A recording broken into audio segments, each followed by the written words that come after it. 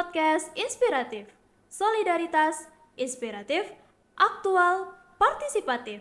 Selamat siang pemirsa, kembali lagi di podcast API, alumni podcast inspiratif, solidaritas, inspiratif, aktual, dan partisipasif. Baik teman-teman semua pemirsa di rumah, kali ini kita sudah kedatangan salah satu tamu yang sangat keren untuk alumni podcast inspiratif ini. Yang tidak lain tidak bukan, ada Mbak Mira Apriani, SIKOM, MIKOM. Halo Mbak Mira. Halo Mas.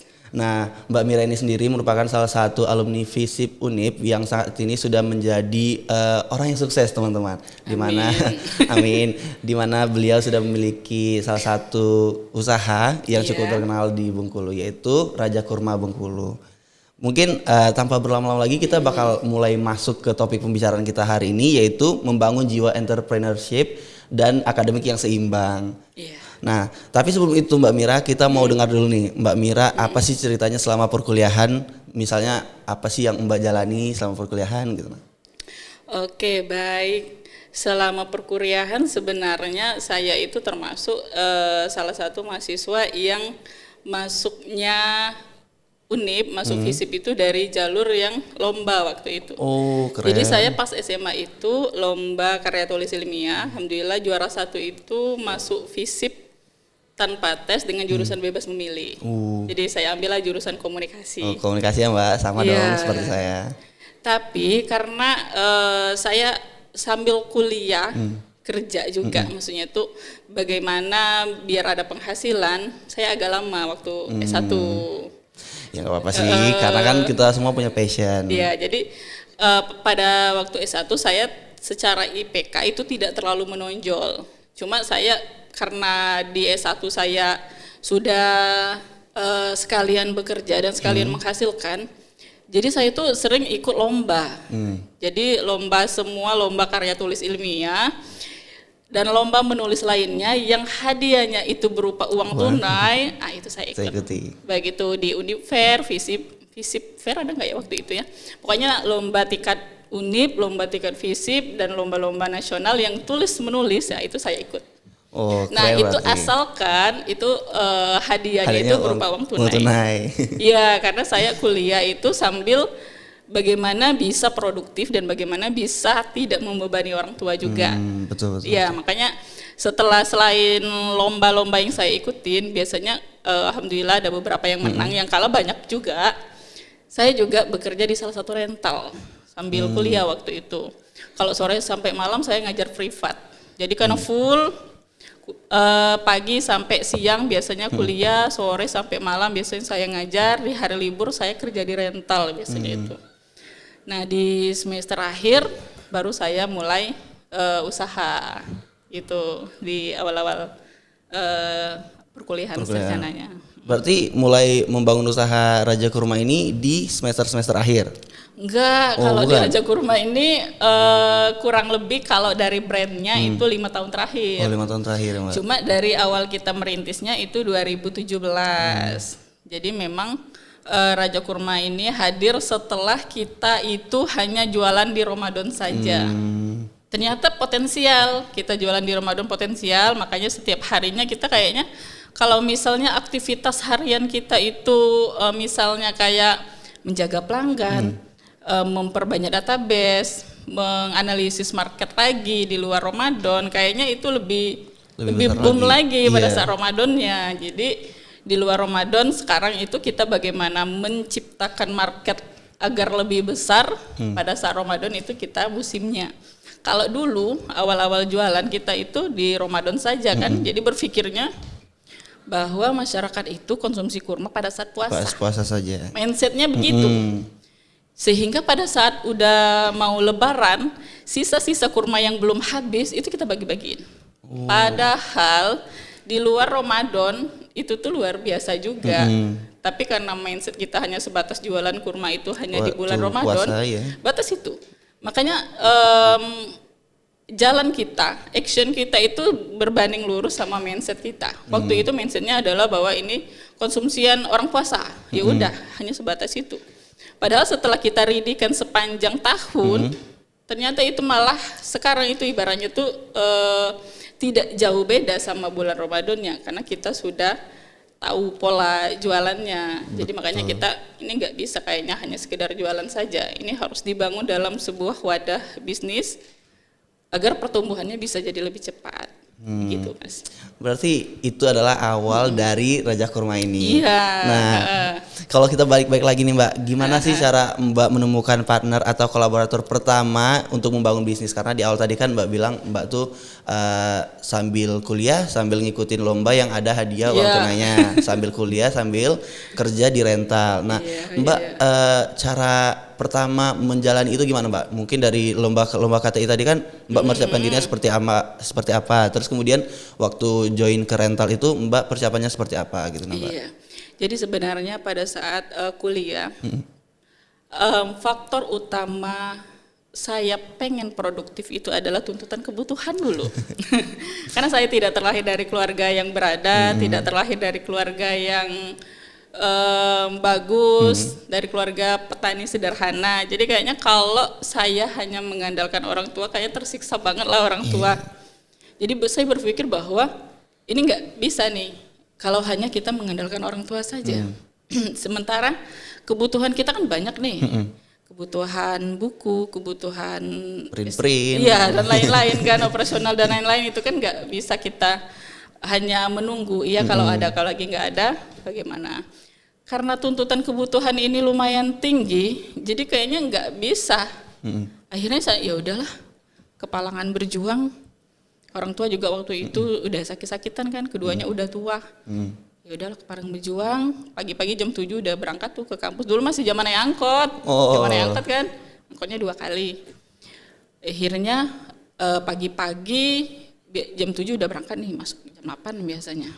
Sore-sore saya itu ngajar privat dulu, jam 4 sampai setengah 6 satu rumah. Habis itu satu rumah lagi dari setengah 6 sampai jam 7 satu rumah lagi, jam 7 sampai jam 8 satu rumah, jam 8 sampai jam 9 itu satu rumah. Jadi dalam sehari itu ada 4 rumah.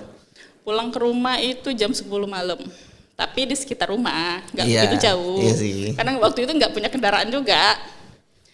Jadi dari semester awal udah jalanin itu, dari ngajar itu kurang lebih udah dapat hampir 1 juta gajinya. Udah lumayan lah. Tapi memang babak belur dari segi tenaga kan. Kemudian di akhir pekan biasanya Sabtu dan Minggu saya itu di rental komputer di daerah Sawalebar, nggak begitu jauh. Dan itu kan biasanya hitungannya per lembar kalau kita ngetik kan, per lembar, digajinya per lembar. Kalau ada orang ngeprint dan lain-lain kita dapat fee. Nah itu biasanya tuh saya ambil gajinya tuh pada saat saya butuh banget. Jadi bilang, Mas boleh nggak saya ambil gaji dulu misalnya 30.000 buat ongkos kuliah, boleh kayak gitu. Nah pada saat hampir semester akhir baru saya punya teman saudara juga. Dia hobi waktu itu saya belum, yang namanya jiwa bisnis itu kan bukan suatu bakat, itu suatu hal yang harus diasah terus. Iya benar, yang awalnya itu saya itu benar-benar sosok yang bukan sosok orang marketing, bukan sosok orang yang hobi ngobrol, bukan. Berarti sebelumnya sekarang introvert ya Mbak? Iya, saya itu mana ngerti, sampai orang tua bilang gini, kalau kamu jualan siapa yang mau beli katanya. Karena dia kan tahu kalau saya tuh nggak suka yang basa-basi, nggak suka ngobrol banyak, apalagi sampai jualan. Akhirnya saya kan mindsetnya begitu waktu itu. Dan ternyata mendekati selesai itu saya tuh buka klinik ceritanya tuh. Memberanikan diri buka klinik herbal, kemudian bekam, dan juga kalau malam ngajar. Kalau dulu kan kalau dulu kan sistemnya privat. Capek ternyata privat, akhirnya kita bukalah satu kelas itu 5 orang semi privat lah di bimbingan belajar Kaizen. Nah jadi kita kalau dari pagi sampai sore itu herbal dan bekam, malamnya baru kita ngajar itu semester akhir. Tapi karena itu kita bukanya offline dan belum banyak zaman digital, kemudian terapisnya juga belum banyak. Nah itu lama, akhirnya perkuliahan memang agak terganggu waktu itu. Karena memang kalau fokusnya 2 ini agak sulit. Biasanya ada salah satu yang dikorbankan. Iya, betul. Jadi setelah nikah, suami bilang, kayaknya kamu nggak usah lagi, katanya gitu kan. Tapi memang perjanjian sama suami sebelum menikah saya tetap boleh berbisnis, boleh. Dan ternyata setelah menikah memang boleh berbisnis, tapi tidak di bisnis yang bermitra sama teman. Berarti bikin sendiri. Bikin sendiri. Dan akhirnya pada saat udah nikah, kita itu jualannya random. Karena masih belum tahu kan mau jualan apa. Pernah jualan pisang goreng, pernah jualan kerupuk, keripik, speaker, madu, banyak lah. Pokoknya awal-awal pernikahan. Pada saat 2017, kita tuh kepikiran dulu sebelum nikah pernah jual kurma juga kan, cuma kurmanya tidak begitu banyak. Nah bilang ke suami, gimana kalau kita jual kurma di Ramadan ini? Boleh, kita jual lah di Ramadan 2017 waktu itu. Di Ramadan 2017 itu modal kita kayaknya hanya beberapa ratus ribu saja, belinya itu satu dus ke Jakarta langsung kan. Setelah tinggal 1 kilo beli lagi. Nah di Ramadan 17 itu dapatlah untung 3 juta. Seneng loh waktu itu kan. Susah cari uangnya kalau awal-awal nikah kan keuangan tuh nggak stabil tuh. Udah. Kemudian di 2018 kita lakukan hal yang sama. Jadi kita jualan lagi Ramadan saja. Di 2018 bilanglah ke suami. Dulu kan saya kerjanya di lembaga keuangan. Bilang ke suami, boleh nggak saya pinjam uang ke kantor 10 juta aja untuk kita 2 bulan periode Ramadan ini. Suami bilang, enggak aku nggak support kalau sananya misalnya kamu harus pinjam uang untuk modal bisnis. It's okay, kita tidak pinjam uang. Kita punya uang waktu itu 500 ribu. Kita belilah kurma dapatnya 1 dus doang 500 ribu itu. Kita jualah retail packing sendiri kecil-kecil kan. Di 2018 dapat untung 10 juta. Senang dong dari 500 ribu kan dapat 10 juta. Akhirnya ya udahlah. Suami udah lihat keuntungan di 2018, 2019 nih. Bilang lagi ke suami, gimana kalau kisahnya kita pinjam, masih menawarin hal yang sama. Pinjam ke kantorku dulu, pinjamnya 2 bulan aja, nanti sebelum lebaran kita kembaliin. Sama bagi hasilnya kan, sistemnya begitu. Yaudah aku setuju katanya. Akhirnya dia bilang yaudah kita pinjam ke kantor, belilah barang semua 20 juta waktu itu. Beli semua barang sebulan sebelum Ramadan kita beli. Kita hitung lagi di akhir periode sebelum lebaran, alhamdulillah dapat untung 40 juta waktu itu 2019 waktu itu akhirnya kita analisis lagi, loh kok gede kayak gitu kan. Agak kaget, maksudnya tuh di luar ekspektasi kita kan. Akhirnya kita ya udahlah kalau gitu gini aja. Di luar Ramadan kita gunain aktivitas untuk marketing, menjaga konsumen, promosi dan lain-lain. Target besar kita adalah Ramadan tahun depan. Oke, akhirnya di 2019, 2020 udah kita mulai brand.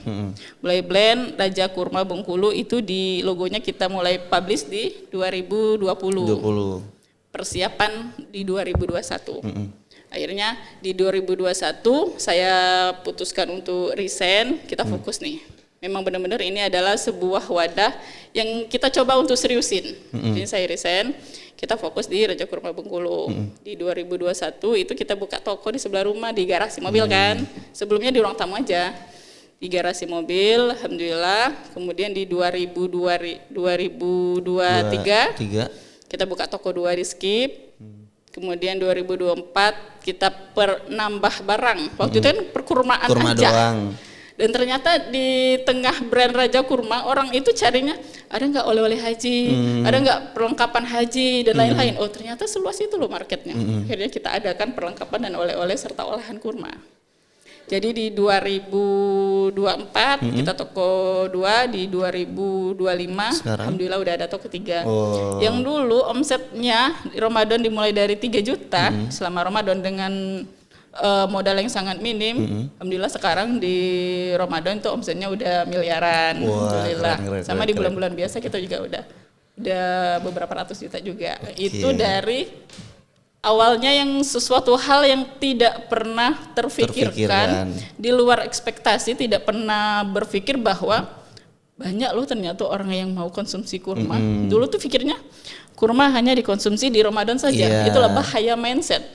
Mindsetnya hanya begitu. Sehingga itu adalah menghalangi mindset yang sempit itu tuh menghalangi gerak kita, menghalangi titik fokus. Jadi karena menghalangi titik fokus dia menghalangi strategi. Nah karena strategi ini terhalang jadi omset juga terhalang.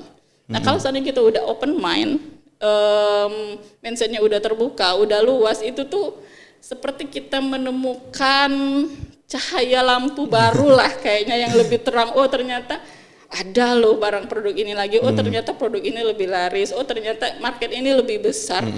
Dulu awalnya kita emang berjual kurma saja. Kalau berjual kurma saja marketnya kan agak Kecil, ini kan agak kecil. iya. Kita bundling ternyata dengan oleh-oleh. Ternyata itu luas. Malah di luar Ramadan ibaratnya itu oleh-oleh haji umroh itu menjadi suatu hal yang primadona. Iya. Yang awalnya dulu kita ibaratnya tuh benar-benar tidak pernah terfikirkan bahwa datanglah produk-produk lain yang saling berkesinambungan dan mendukung produk kurma tadi, dan ternyata itu memberikan dampak yang besar dari satu saja. Asalkan kita itu konsisten. Betul. Karena bisnis yang besar, bisnis yang bagus itu adalah bisnis yang konsisten dan spesialisasi. Karena kita tuh nggak bisa loh. Kita tuh nggak bisa menjual semuanya, nggak bisa mencapai semua market. Jadi kita tuh punya bagian market masing-masing. Jadi kalau kayak kita, tantangannya adalah awal-awal membuka bisnis itu tantangannya biasanya kita udah punya bisnis nih, Raja Kurma Bengkulu. Pada saat momen lain ada tuh rayuan-rayuan, ada tuh gambaran-gambaran tuh pengen coba bisnis lain juga. Ternyata ketika kita terpengaruh dengan bisnis lain juga, disitulah ibaratnya tuh kita tuh mulai menggoyahkan bisnis kita yang kita jalankan saat ini. Makanya di awal-awal merintis Raja Kurma sempat juga waktu itu pernah juga saya jualan pempek sambilan kan. Dan ternyata itu tuh membuang energi kita yang lain, dan terlalu banyak pilihan bisnis dari orang lain, terlalu banyak menerima informasi dan menerima tawaran bisnis dari orang lain, itu tuh mempengaruhi banget bagaimana performa bisnis kita yang kita jalankan saat ini. Jadi kalau saat ini saya itu memang sudah menutup hati, maksudnya tuh menutup hati ke bisnis yang tidak sejalan dengan produk yang ada di Raja Kurma Bengkulu. Tapi kalau misalnya produknya masih sejalan, it's okay. Misalnya ada yang nawarin herbal, oke, masih sejalan. Tapi misalnya kalau ada yang menawarin misalnya jual beras atau apa, saya udah kejauhan ya Mbak. Udah nggak balance lagi. Nah terkadang kita tuh baru punya misalnya dari jual kurma kita punya tabungan nih misalnya 10 juta atau 20 juta lah, adalah yang nawarin bisnis ini A, B, C. Secara keuangan ada dong uangnya, kan bisa dong, kita marketnya ada juga dong. Tapi kalau kita buka bisnis yang lain yang pada saat ini mungkin kita tuh belum matang banget, maka itu akan mempengaruhi bisnis konsisten kita. Makanya sekarang kalau saya secara pribadi saya lebih baik konsisten di satu. Tapi satu itu kalau bisa tuh besar kayak gitu. Satu itu kalau bisa banyak lini yang bisa didapatkan, bukan hanya sekedar jual kurma, bukan hanya sekedar jual oleh-oleh haji umroh. Dan kita juga memiliki target-target yang luar biasa juga, selain dari jual produk-produk yang saat ini yang sejalan nantinya gitu. Jadi kalau mau memulai bisnis usahakan konsisten, karena konsisten itu walaupun kecil itu sangat sulit sekali. Keren ya. Itu tadi semua perjalanannya sampai tantangannya udah dijelasin sama Mbak Mira. Nah, Mbak Mira, kita balik lagi nih ke tema kita, itu cara membangun jiwa entrepreneurship dan akademik yang seimbang. Nah, gimana cara Mbak Mira waktu jadi mahasiswa menyeimbangkan tuntutan akademik sambil menjalani kehidupan yang bisa dibilang kemarin-kemarin itu kan sambil juga bekerja gitu Mbak. Jadi memang pada posisi the power of kepepet, pada posisi tuntutan kebutuhan itu tuh kalau saya secara pribadi nggak bisa meninggalkan bisnis untuk kuliah, karena kalau bisnisnya ditinggalin kuliahnya nggak jadi. Kalau misalnya kuliah dijalanin serius, maka bisnisnya akan terhambat. Itu memang suatu posisi yang sulit. Tapi kembali lagi bahwa kalau saya secara pribadi, karena memang bukan orang yang mengejar nilai. Saya secara pribadi adalah bagaimana kita itu menguatkan mental kita dulu, mental bisnis kita dulu.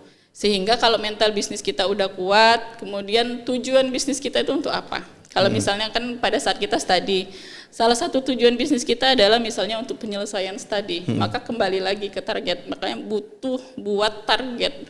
Target itu adalah goalnya kita tuh mau apa dalam bisnis ini. Kalau saya dulu pada saat S1, goal saya adalah pengen selesai kuliah dengan biaya sendiri, semua kebutuhan keluarga itu adalah tanggung jawab saya.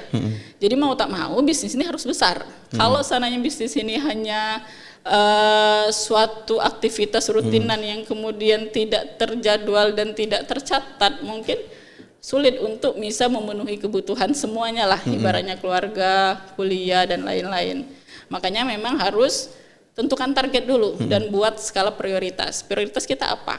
Jadi ada namanya prioritas yang urgent banget, sangat urgent, tidak urgent, bisa sunnah lah ibaratnya tuh. Nah itu diprioritaskan. Kalau misalnya bisnis ini adalah suatu hal yang sangat urgent, maka di bisnis ini harus dikuatkan. Yang paling diusahakan. Kalau kuliah ini adalah sesuatu hal yang sangat urgent, maka kuliah ini harus diutamakan. Makanya kalau seandainya sambil mahasiswa, kalau sekarang tuh udah enak banget lah bisnis mahasiswa, udah digitalisasi, HP-nya udah bagus-bagus, kameranya bagus, kan udah enak banget pokoknya. Iya, banyak platformnya juga untuk marketing. Iya, jadi kalau mau mulai bisnis, nggak usah ambil bisnis yang terlalu banyak operasional. Misal mau jual makanan harus buat sendiri dan lain-lain, itu sibuk banget kan. Jadi kan banyak bisnis-bisnis yang mulai dari reseller dulu, dropshipper atau affiliate, itu tuh banyak kalau mau. Dan kalau mau itu tuh banyak banget.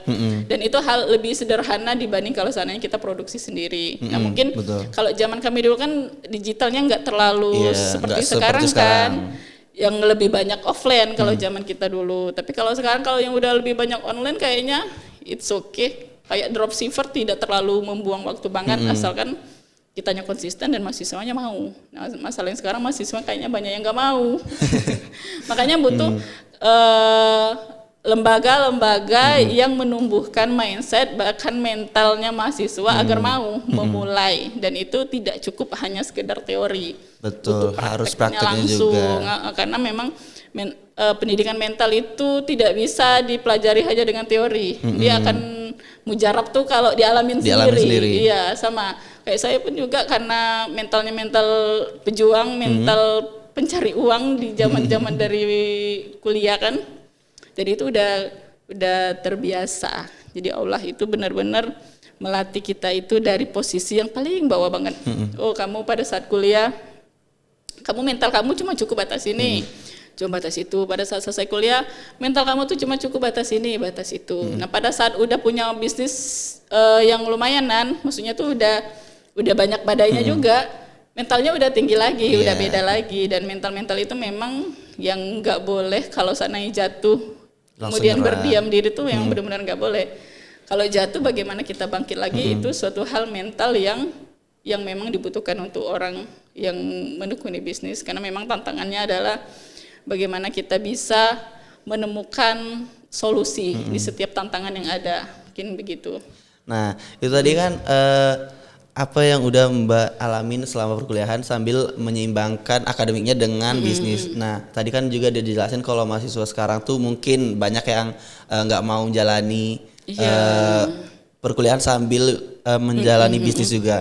Nah menurut Mbak sih apa kesalahan umum yang dilakukan oleh mahasiswa zaman sekarang mungkin yang ketika mau mulai usaha tapi nggak ditekuni, Mbak?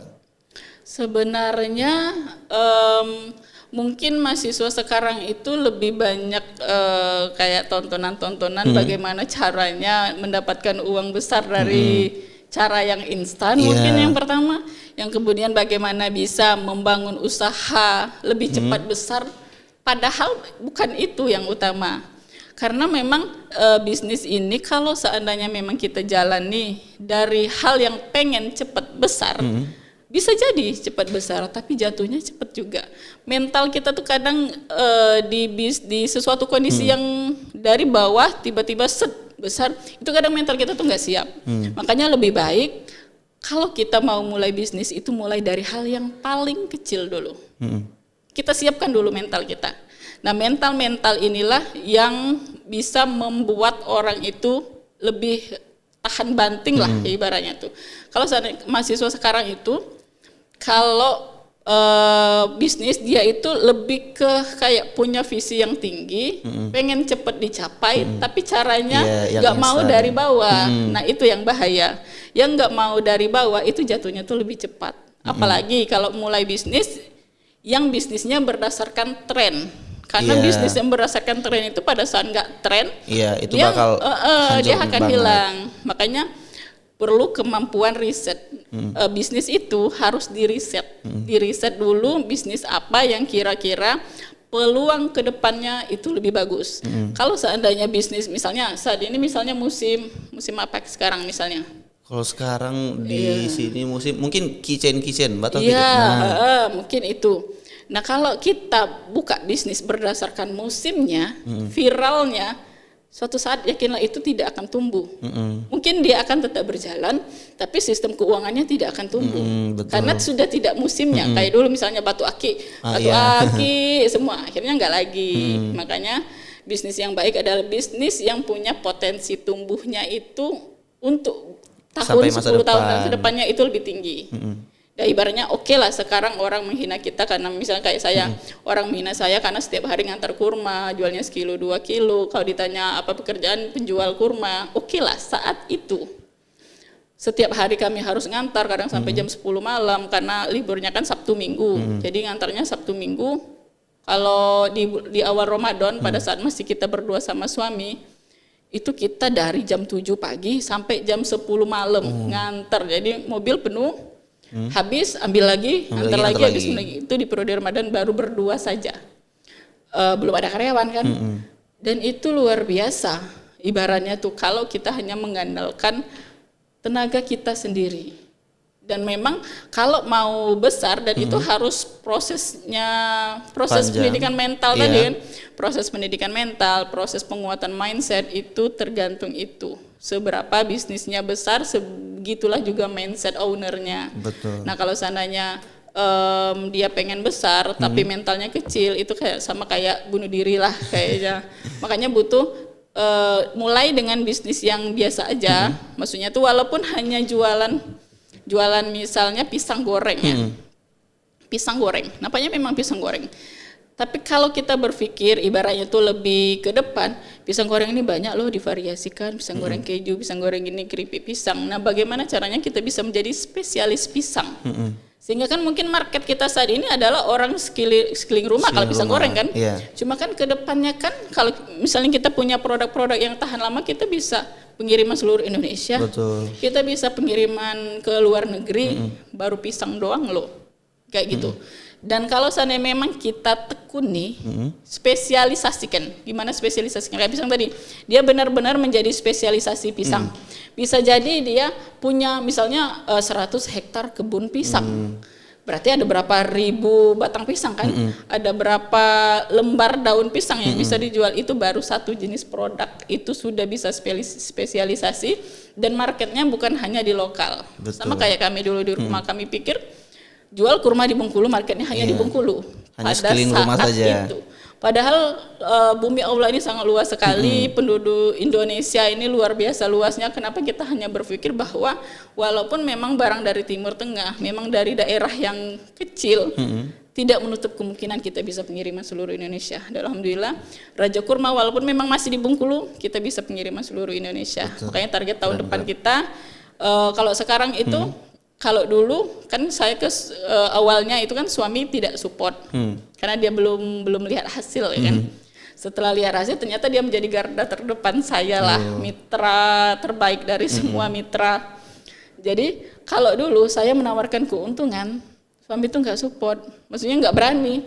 Nanti aja lah. Kalau sekarang saya itu tidak menawarkan keuntungan lagi ke beliau, menawarkan kerugian. Resiko. Misal kalau dulu kan kita masih promosinya pakai akun sendiri, promosi sendiri, setiap hari, setiap jam promosi. Kalau sekarang kan udah jarang kita promosi karena kita udah banyak media juga yang promosiin. Salah satunya misalnya Meta Ads lah ya. Jadi bilang ke suami, kita coba yuk iklan di Meta Ads. Tapi budgetnya 50 juta. Cuma kalau misalnya iklannya ini kan uji coba nih, ceritanya uji coba. Kalau seandainya uji cobanya nggak berhasil, kita rugi 50 juta. Siap nggak? Dia sekarang udah siap. Jadi kalau dulu saya tawarkan keuntungan, dia nggak siap. Tapi karena dia udah mensupport lebih dari 100%, ditawarkan kerugian, dia siap. Jadi memang mitra yang terbaik itu adalah orang terdekat kita, terutama yang punya pasangan. Pasangan, kalau yang mahasiswa mungkin orang tua, saudara dan lain-lain. Tuh. Oke, nah Mbak tadi kan bilang kalau mahasiswa tuh harus coba mulai dari yang kecil-kecil. Mungkin kayak pisang goreng tadi mungkin bisa dilakukan oleh mahasiswa. Tapi ada nggak sih Mbak ide jualan atau bisnis lain yang bisa dilakukan oleh mahasiswa? Mungkin yang bisa dipasarkan di lingkungan kampus dulu nih. Karena kan tema kita kali ini kan membangun jiwa entrepreneurship dan akademik yang seimbang. Iya. Jadi kalau untuk di lingkungan kampus mungkin lebih tepatnya sebagai misalnya kita mahasiswa itu lakukan riset dulu. Betul. Riset kita lihat teman-teman sekeliling kita ini adalah perilakunya bagaimana. Teman satu organisasi kita ini perilakunya bagaimana. Kemudian sekarang kan udah enak banget tuh. Udah di Google udah ada Google Trend, jadi udah bisa lihat riset. Misalnya produk apa ini bagaimana perkembangannya gini-gini kan. Udah punya Shopee, di Shopee kan kita juga bisa meriset produk yang banyak terjual, yang paling populer tuh produk apa untuk kalangan mahasiswa itu kan udah bisa riset. Nah, dari riset inilah minimal kita berdayakan dulu orang-orang di sekeliling kita. Misal kalau seandainya dulu saya mahasiswa, misal saya kan orangnya berjilbab lebar, misalnya kan kayak gitu kan. Maka otomatis orang-orang sekeliling saya adalah orang-orang yang nggak jauh beda lah ya, kira-kiranya begitu. Mungkin teman-teman yang lain juga, mungkin yang lain orangnya fashion, berarti orang sekitar dia mungkin nggak jauh beda dari situ. Maka mulai dari bisnis, perilaku orang di sekitar dia. Apalagi sekarang mahasiswa, saya memulai Raja Kurma Bengkulu itu diawali dengan WhatsApp bisnis. Nah sekarang kan kayaknya semua mahasiswa itu punya kayaknya WhatsApp. Bahkan mungkin ada yang lebih dari satu. Apalagi sekarang WhatsApp bisnis udah punya katalog dan lain-lain kan. Iya, betul. Nah, maka manfaatkan semua teman yang ada di kampus. Kalau dulu saya adalah orang yang paling malas banget nyimpan kontak. Malas. Ternyata dengan kontak WhatsApp kita yang banyak, itulah market pertama kita. Itulah market sangat potensial. Jadi waktu itu sebelum saya resign saya punya 7.000 kontak. Kontaknya hot market. Hot market maksudnya itu saya jual kurma, kontaknya rata-rata wali murid. Otomatis market saya inilah semacam itu. Orang yang sudah berpenghasilan. Makanya nanti sebagai mahasiswa tentukan market kita siapa. Kalau market kita mahasiswa, maka simpan semua kontak yang ada. Saya japri satu-satu. Tapi memang tidak menawarkan jualan, lebih ke PDKT lah. Saya kalau sekedar japri saya aman, tapi kalau sekedar bersapa, berkunjung, saya bukan orangnya. Nah, kalau sekarang kan zaman digitalisasi itu potensialnya itu lebih besar. Untuk di awal kalau mahasiswa bisa melalui WhatsApp bisnis tadi. Jadi misalnya nih di komunikasi ada 100 orang, gimana caranya 100 orang nih nomornya sama-sama simpan. Sudah 100 orang lo market. Biasanya mahasiswa itu banyak banget organisasi. Biasanya lebih lah dari 10. Bayangkan satu organisasi misalnya 50 orang saja. Ada 10 organisasi, itu minimal banget biasanya 10. Ada 10 komunitas lah, walaupun organisasi komunitas yang diikutin lah. Komunitas renang lah mungkin, ada komunitas jalan sehat, misalnya kan komunitas pelatihan, seminar, itu banyak loh. Dalam satu grup ini misalnya 50, kalau 10 grup berarti lah 500. Kita simpan semua dengan cara ya cari polanya lah nanti ya. Misalnya apakah di japri, apakah saya hello dulu, minta tolong sama-sama simpan, berarti kan udah 500 tambah komunikasi 600, anggaplah semuanya dengan keluarga dan lain-lain 1000. 20% saja orang yang belanja ke kita itu udah berapa? Misalnya belanjanya ke kita 10.000 aja lah, 20%-nya berarti 10.000 dikali 200. Berarti kan udah 200.000. Berarti kan kalau misalnya taruhlah seminggu 200.000, berarti kan sebulan udah 800.000. Itu dari kontak WhatsApp saja. Itu baru berbicara kontak WhatsApp. Dan itu sangat potensial WhatsApp itu, apalagi di kalangan mahasiswa. Karena kita biasanya lebih senang belanja sama orang yang kita kenal. Udah kenal. Iya, misal makan cemilan aja, ada teman kita yang posting di WhatsApp story, kemudian ada jualan di pinggir jalan, kita otomatis akan membeli dulu yang teman yang posting karena yang itu yang lebih ringkas. Sama kayak gitu juga WhatsApp. Dan itu memang kita sebagai mahasiswa, kalau seandainya posting dagangan, tadi kan kita riset dulu nih, mahasiswa itu senangnya apa? Kita posting kan misalnya dagangan, dan itu nggak cukup sekali, konsisten. Jadi misalnya kita posting dagangan jam 7 pagi. Sehari buatlah 5 kali lah kita posting, biar dia naik terus. Dan itu nggak cukup cuma hari Senin aja, dia harus setiap hari. Jadi kalau dari perilaku bisnisnya, perilaku konsumennya, orang akan belanja setelah rata-rata orang akan belanja setelah lihat postingan ke-9. Kalau seandainya kita postingnya cuma sampai 5 kali, ibarat itu 5 hari saja atau 5 kali, bisa jadi pada saat dia selera, dia ketemu postingan orang lain, dia akan beli ke orang lain. Makanya butuh posting setiap hari. Makanya dulu pada saat awal-awal merintis Raja Kurma, saya memang postingnya benar-benar setiap hari, itu lagi, tapi materinya beda. Maksudnya produknya sama, materinya beda. Dan itu aja dari WhatsApp. Awal sekali saya bangun itu WhatsApp. Jadi pada saat setelah resign, saya itu punya 7.000 kontak WhatsApp. Dan hanya jualan di WhatsApp saja kayaknya sebulan udah puluhan juta juga. Untung loh, bukan omsetnya, untungnya. Dan kayaknya bagaimana caranya agar WhatsApp ini tambah banyak dan bisa menguntungkan yang lebih tinggi lagi. Nah kalau mahasiswa itu kan pergaulannya itu lebih luas dibanding kayak saya, alumni kan udah jarang ketemu orang. Kalau mahasiswa kadang ketemu yang IAIN, kadang ketemu yang mahasiswa kampus lain dan lain-lain, organisasi apapun itu. Marketnya besar sekali.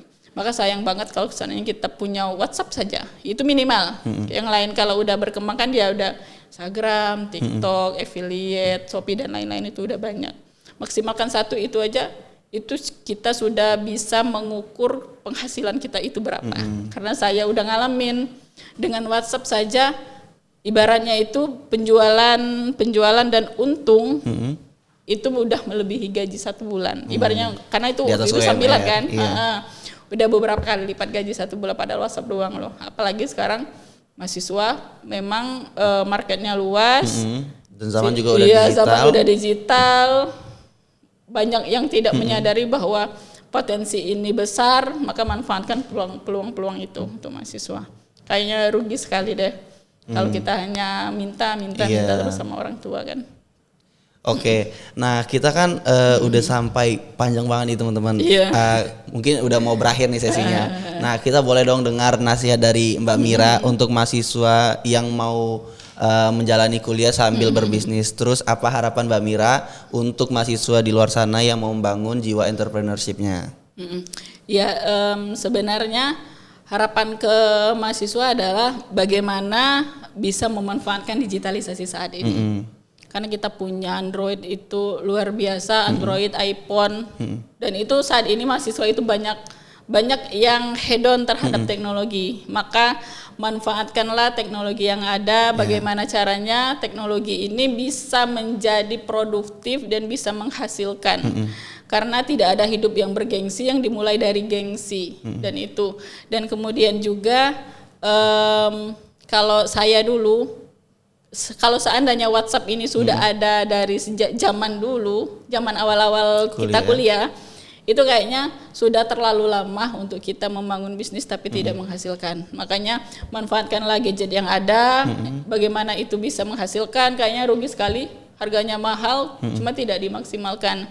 Karena bisnis yang dimulai itu bisnis yang besar itu bukan bisnis yang dimulai dengan instan, tapi dimulai dengan berlahan yang konsisten. Karena konsisten itu yang sulit. Maka kalau seandainya sudah mulai bisnis, konsistenkan, spesialisasikan, gitu ya. Kalau seandainya kita udah bagus banget tuh, udah mulai di zaman kuliah. Pada saat selesai kuliah kita tuh nggak harus melamar sana sini, bersaing sana sini, berpanas-panas. Kita tinggal bagaimana bisnis yang kita jalani ini menjadi lebih besar lagi.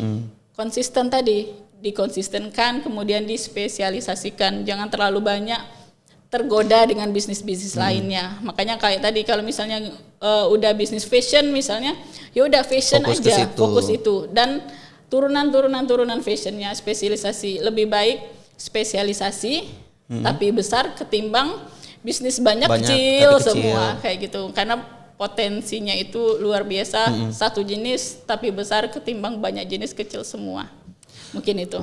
Oke, nah baik pemirsa semua, itulah akhir dari perbincangan kita di sesi ketiga podcast API ini. Semoga teman-teman semua yang menyaksikan dapat mendapat inspirasi melalui kisah perjalanan Mbak Mira selama perkuliahan sambil membangun jiwa bisnis entrepreneurship-nya. Dan juga kami berharap semoga kalian semua di luar yang menonton dapat mensupport podcast ini dengan like, comment, dan share. Terima kasih.